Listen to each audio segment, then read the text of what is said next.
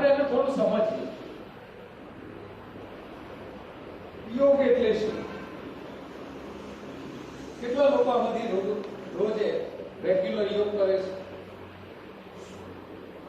બસ 2 જણા માટે તાલી પાડો. યોગ એ શીખવાનો વિષય છે. તમને જો રસોઈ કરતા આવડતું હોય તો રસોઈ શીખ્યા, તો યોગ પણ શીખવો જોઈએ. સમય મળે તો શીખી લે. યોગ એ વિષય છે ભણવાનો, ફરજિયાત હોવો જોઈએ, પણ ભણાવતા નથી સ્કૂલ કોલેજોમાં. હવે યોગને આપણે જે યોગ માનીએ છીએ એ એવો માનીએ છીએ કે સવારે વહેલા ઉઠી બગીચામાં જવું, આસનો કરવા, ઊંધા પડવું, મૂકો મારવી, આ યોગ છે, યોગનો ભાગ છે. સાચો યોગ શું?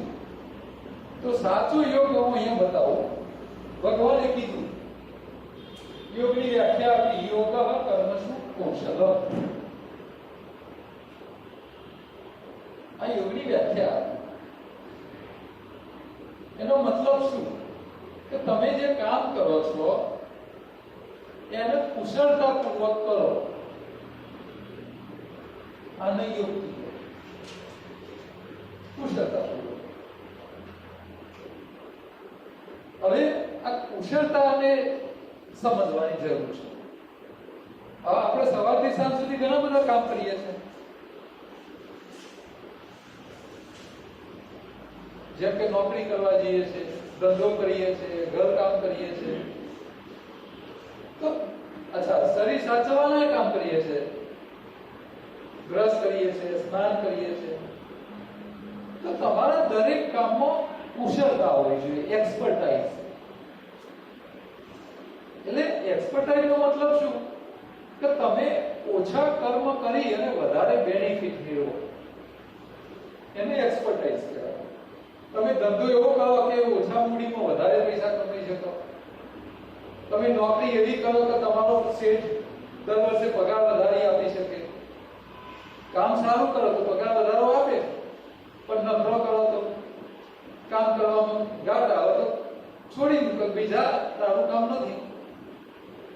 તો એક્સપર્ટાઇઝ કેળવવી એને યોગ કીધું. હવે આપણે ક્યાંય એક્સપર્ટ નથી, સમજો. અચ્છા, અહીંયા બેઠેલા કેટલા લોકો બીમાર છે? દવા ખાતા હોય અડધું અડધું. અચ્છા, તમે માંદા છો, રોજ દવા ખાઓ છો, તો તમે રોજ હોટલમાં ખાવા જાઓ છો? ઘરનું જ ખાઓ છો? અચ્છા, જે બીમાર નથી એના ઘરમાં બી માંદા માણસો તો હશે. હવે તમે રોજ ઘરની જ બનાવેલી રસોઈ ખાઓ છો. હવે રસોઈ કાં તો તમે બનાવો છો અથવા તમારા ઘરમાં તમારા બા દાદી કે તમારા ઘરવાળા બનાવતા હશે. તો આનો મતલબ તો હું એવો કાઢું છું કે તમારા ઘરમાં જે વ્યક્તિ રસોઈ બનાવે છે એ એવી રસોઈ બનાવે છે કે એ રસોઈ ખાઈને તમે માંદા છો. એટલે તમારી બનાવેલી રસોઈ ખાવા વાળો માંદો છે, એનો મતલબ કે તમે એવી રસોઈ બનાવતા નથી કે જે રસોઈ ખાધા પછી માંદો સાજો થાય અને સાજો માંદો ના પડે. આવી રસોઈ આપણે બનાવતા નથી. આપણે એવી બનાવીએ છીએ કે ખાવા વાળો આજે નહીં તો કાલે માંદો જ પડે. એટલે તમે રસોઈના એક્સપર્ટ નથી. તમે એવી રસોઈ બનાવો છો કે ખાઈ બધા માંદા પડે. અચ્છા, હવે આવી રસોઈ કરવા વાળી બહેનો કેટલી મળશે તમને કે જે એવી રસોઈ બની આલે કે ખાવા વાળો માંદો ના પડે, માંદો દાડા કે હાજર થાય. અને આવી રસોઈ બનાવે એ રસોઈની માસ્ટર કહેવાય. એને જ કહેવાય ને, બાકી તો માસ્ટર કહેવાય નહીં. આપણે ખોટી રસોઈ બનાવીએ છીએ. હવે તમારે એક્સપર્ટ બનવાનું છે. તમારી રસોઈમાં ખામી હોવી જ ના જોઈએ. એ રસોઈ એવી જ હોવી જોઈએ ખાવા વાળું માંદો ના પડે, અને માંદો હોય રાગ સાજો થઈ જાય. આવા એક્સપર્ટ બનો તો તમે સાચા રસોઈયા કહેવાય. હવે તમને એવું લાગે છે કે આખી દુનિયાની બધી બહેનોને શીખવાડવાની જરૂર છે? બધી બહેનો ટ્રેનિંગ આપવાની જરૂર છે. અને જો આ નહીં કરીએ તો કળિયુગ એટલો ભયંકર આવશે કે લોકો એટલા હેરાન થઈને મળવાના કે ના પૂછો વાત. એટલી બધી બીમારીઓ આવવાની છે. અને કઈ રીતે આવે છે આપણે અહીંયા આગળ જોઈશું. તો તમારે એક્સપર્ટ થવું, અને આને યોગ કીધો. આ સવારે બગીચામાં જઈને ઊંધા પડો તો જ યોગ કરે કહેવાય નહીં. તમે સારી રસોઈ બનાવતા શીખી લો, એ પણ યોગ છે. આ પણ મોટો યોગ છે. તો આપણે બધા યોગી બનવાનું છે. શું બનવાનું? યોગી. રસોઈ કરીએ તો રસોઈ એવી હોવી જોઈએ, ખાવાવાળો માંદો ના પડે, માંદો સાજો થાય. આપણે નોકરી કરીએ તો એવું કરવાનું કે શેઠ આપણથી ખુશ રહે, શેઠનું નુકસાન ના થાય, કોઈનું આપણા થકી નુકસાન ના થાય. આપણે એ રીતે કામ કરવાનું. આપણે વેપાર એવો કરવાનો કે માલ આવવા વાળો દુખી ના થાય, માલ લઈ જવા વાળો દુખી ના થાય. એના પૈસાના પ્રમાણમાં એનું વળતર મળે, પૈસાના પ્રમાણમાં એને ક્વોલિટી મળે, એને ટાઈમસર જેને તમને માલ આલ્યો એને ટાઈમસર પૈસા મળે. આ બધાના હિત જોઈને આપણે કામ કરીએ તો તમે એક્સપર્ટ. આપણે આવા કામ કરીએ તો આપણે યોગી. યોગીની વ્યાખ્યા આ છે: દરેક કામમાં કુશળતા પ્રાપ્ત કરો. મહર્ષિ પતંજલિએ યોગ આપ્યો. એ શું કહે છે કે ભાઈ તમારે મોક્ષ જોઈતો હોય તો તમારે જીવનમાં અષ્ટાંગ યોગના નિયમોનું પાલન કરવું પડશે. એની અંદર એમને કીધું યમ, નિયમ, આસન, પ્રાણાયામ, પ્રત્યાહાર, ધારણા, ધ્યાન અને સમાધિ. તો આ શું છે?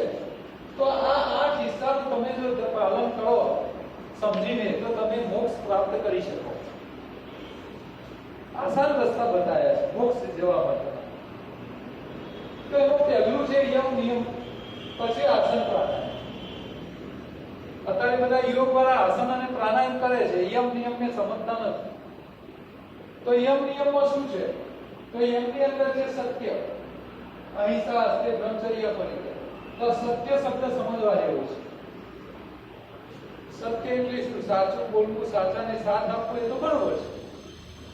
પણ સત્ય એટલે તમારા જીવનમાં જે ઘટના બને, પછી ઘરમાં પ્રોબ્લેમ આવ્યો, ધંધામાં પ્રોબ્લેમ આવ્યો, છોકરાઓમાં પ્રોબ્લેમ આવ્યો કે શરીરમાં પ્રોબ્લેમ આવ્યો, કોઈ પણ સમસ્યાના મૂળ સુધી જવું, મૂળ સુધી જવાનો પ્રયત્ન કરવો, સાચું કારણ શોધવું, આને સત્ય કહેવાય. હવે આપણા શરીરમાં રોગ આવ્યો તો રોગ કેમ આવ્યો એનું સાચું કારણ શોધવાનો પ્રયત્ન કરો, એના મૂળ સુધી જાઓ. જો તમે મૂળને પકડી લો તો તમે સમસ્યામાંથી બહાર આવી શકો. તો આપણે શું કરીએ છીએ? મૂળ પકડવા જતા નથી, શોધવા પ્રયત્ન કરતા નથી. આપણે આપણા ડોક્ટરને પકડીએ છીએ. ડોક્ટર સાહેબ તો દવા આપ્યા કરશે, તમને બહાર નીકળવા માટે કશું નહીં. એટલે તમે મૂળ પકડવાનો પ્રયત્ન કરો, સત્ય સુધી જાઓ. તો સત્ય સુધી જવાનો પ્રયત્ન કરશો તો તમને સમસ્યાનું મૂળ મળશે, અને સમસ્યાનું મૂળ મળશે તો તમે એમાંથી બહાર આવી શકશો. તો આ પ્રયત્ન કરો તો મળે, બાકી બીજાના ભરોસે દવાઓ ખાઈને જીવો તો કાંઈ મળે નહીં. આખી જિંદગી હેરાન થવાનું. અને અમે તો કહીએ છીએ કે માંદા પડવું એ સૌથી મોટો ગુનો, સૌથી મોટો ગુનો, અને દવા ખાવી એ સૌથી મોટી સજા. આનાથી મોટું આ ધરતી ઉપર કોઈ ગુનો નથી, અને આનાથી મોટી કોઈ સજા નથી. દવાઓ કઈ જીવવાથી મોટી કોઈ સજા નથી. અહીંયા નિયમો આપ્યું છે: શૌચ, સંતોષ, તપ, સ્વાધ્યાય, ઈશ્વર પ્રણિધાન. શૌચ એટલે શું? શૌચ એટલે સફાઈ. કોની? તમારા તન અને તમારા મન. તન અને મન બંનેની સફાઈ રાખવાની છે. શરીરમાં ભેગો થયેલો કચરો કાઢો તો શરીરમાંથી રોગ જતા રહે, અને મનમાં ભેગો થયેલો કચરો કાઢો તો કોઈના જોડે સંબંધો બગડે નહીં, બધા સાથે હળી મળીને રહી શકો. ના છોકરાઓ જોડે પ્રોબ્લેમ થાય, ના વડીલો સાથે થાય, ના પાડોશીઓ જોડે થાય, કોઈના જોડે ઝઘડા થાય નહીં. મન સાફ રાખવું પડે અને તન સાફ રાખવું પડે. આ બંને સાફ હોય તો જીવનમાં શાંતિ, આનંદ અને ઉજાસ રહે. બાકી દુઃખ સિવાય કઈ રહે નહીં.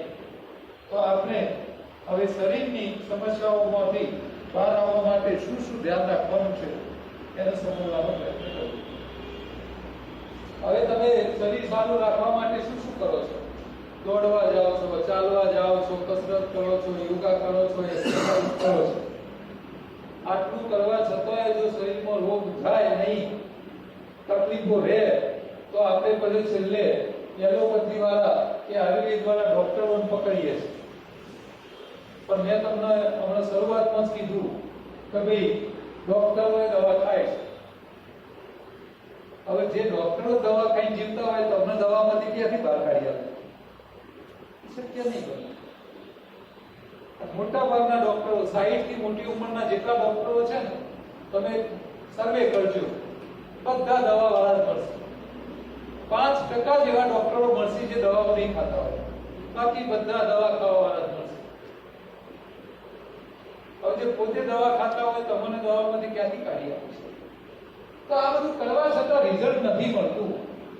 કેમ નથી મળતું? એના કારણો શું? આપણે કારણો શોધવાનો પ્રયત્ન કરીએ.